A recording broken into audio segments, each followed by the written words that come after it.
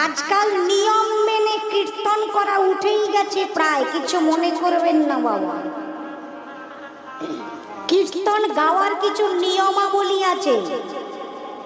ওই কে আনিল রে, কোথায় ছিল রে, আর কুঞ্জ সাজাও গো, এটা কীর্তন নয়। কিন্তু কয়েকটা ভজন গেয়ে দিলাম, একটু নেচে দিলাম, সবার মনোরঞ্জন হয়ে গেল, একে কীর্তন বলে কি? কীর্তন শুনতে বসে নাচবো কেন? কীর্তন শেখায় কেমন করে কাঁদতে হয়। কি বলে কাঁদবে? হা গৌর তোমার হলাম বলে, গৌর তোমার হলাম বলে। নাচ তো ডিজে চালিয়ে দিলেই নাচ শুরু হয়ে যাবে এক্ষুনি।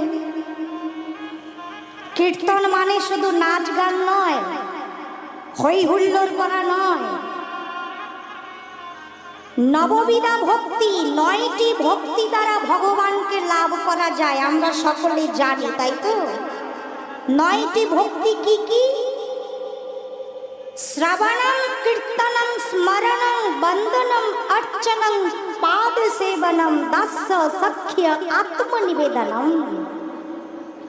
এই কলিযুগে 9টি ভক্তি দ্বারা ভগবানকে পূজা করলে, সেবা করলে, ভজন করলে নির্বিঘ্নে তাকে লাভ করা যাবে, শাস্ত্র বলছে। ভজনের মধ্যে শ্রেষ্ঠ নববিধা ভক্তি। কৃষ্ণ প্রেমে কৃষ্ণ দিতে ধরে মহাশক্তি। 9টি ভক্তির মধ্যে কি কি? শ্রবণ করো। কি শুনবো? ভগবানের নাম শোনো। অন্য গান শুনতে বলেননি, গোবিন্দের গুণানুগুণ কীর্তন শুনতে বলেছেন। শ্রবণ করো, এটা প্রথম ভজন। দ্বিতীয় কীর্তন, যার নাম শুনছো, যার গুণ শুনছো, মুখে তার নাম করো, যেটা আমরা এখানে করছি। 3টে সেবা হচ্ছে এখানে বসে বসে আমাদের। কি কি বলো? একটা হচ্ছে শ্রবণ, শুনছো তো সবাই নাকি? মাঝে মাঝে মুন্ডি হিলাবে, নয় আমার খুব রাগ হয়। এমনি এমনি করবে, কাঠের মতো বসে আছো কেন? এমনি এমনি নড়াচড়া করবে, এমনি এমনি করবে, তাহলে ভালো লাগে। কেমন? মাথা নাড়বে, নইলে ঘুম পেয়ে যাবে, রাত বাড়ছে তো। প্রথমটা কি? শ্রবণ করো। তারপরেটা কি? কীর্তন করো। আমরাই শুধু কীর্তন করছি, তোমরা করছো না? অনেকে দেখবে তালে তালে তালি দেয়, অনেকে আবার আমাদের সঙ্গে বলে 2 বাহু তুলে নিতাই গৌর হরি হরি হরি। এটা কীর্তন হচ্ছে কিনা?